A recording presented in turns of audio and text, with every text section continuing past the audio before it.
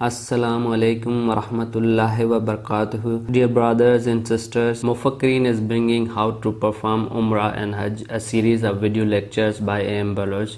Today is the first lecture of this series, episode 1, Introduction. Please subscribe to this channel and hit the bell button so you get a notification every time I post a new video. If you have already subscribed, thank you very much. Hit the thumbs up button if you like this video, or hit the thumbs down button if you don't like this video. What do you think about this video? Let me know in the comments. Now let's move to the main episode. Before we start the introduction, I want to mention the general disclaimer that I am not a religious scholar. Whatever is mentioned in these videos is based upon my personal experiences and based of my knowledge, and rest Allah knows the better. Hajj is the fifth pillar of Islam, but it's not a fard or compulsory act on every Muslim man or woman. There are certain conditions to be fulfilled before it becomes a compulsory act. When it becomes a compulsory and whom it becomes compulsory, these are the conditions.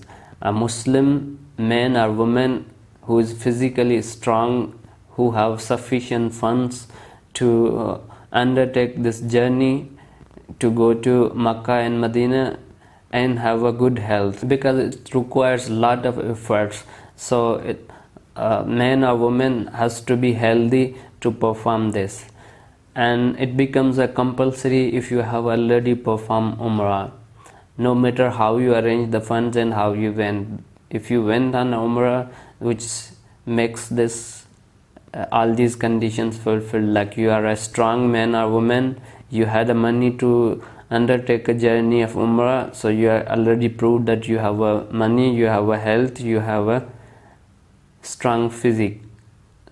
So now if you have performed the Umrah, Hajj is compulsory on you, it's a fard on you. So as soon as you can, perform it before it's too late. Even if you have not performed Umrah but you fulfill all these three conditions, you have a good health, you have a strong physique and sufficient money to undertake this journey, then Hajj is fard on you. You should take this journey as soon as possible, because we never know when the call will come, how long you will be. Would you be here for the next Hajj?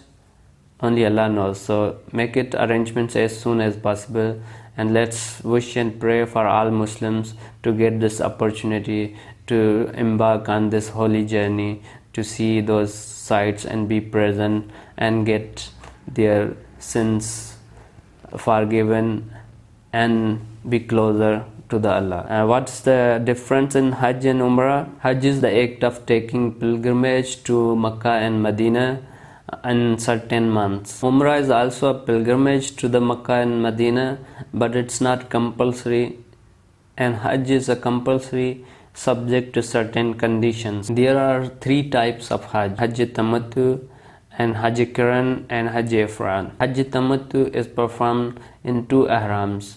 You go first perform the Umrah and then you perform Hajj. And Hajj Qiran is performed in one ihram. You go and perform Umrah and remain in the ihram until you perform the Hajj. And Hajj Ifrad is a type of Hajj where you do not perform Umrah, you directly assume the ihram for Hajj. We will discuss these in detail in our episode on Umrah and Hajj. What we will be covering in this series of video lectures: the first one is the introduction. Second episode will be on terminology, where we will discuss different topics and terms used during this journey. And third one will be the preparation, how to prepare for this journey. Fourth will be grooming, how to groom yourself personally. Fifth will be Hajj and Umrah. Sixth episode will be supplications. 7 will be flying first time. Lot of Muslims go for this journey and maybe they are going first time in the air, so I thought to put a flying first time episode for those brothers and sisters who never flied before, so it will be easier for them. 8th episode will be on ihram restrictions. 9th will be journey to Medina. 10th we will discuss different ziyarah, the places to visit. 11 will be the violations, if there are any violations, and what the repentance or fidyas according to Sharia. And 12th will be basic Arabic. 13 will be shopping, and 14 will be the 40 Quranic supplications. Hit the thumbs up if you like this video, hit the thumbs down if you do not like this video, and let me know your thoughts in the comments, and watch the next episode. Thank you very much. Ma'asalama.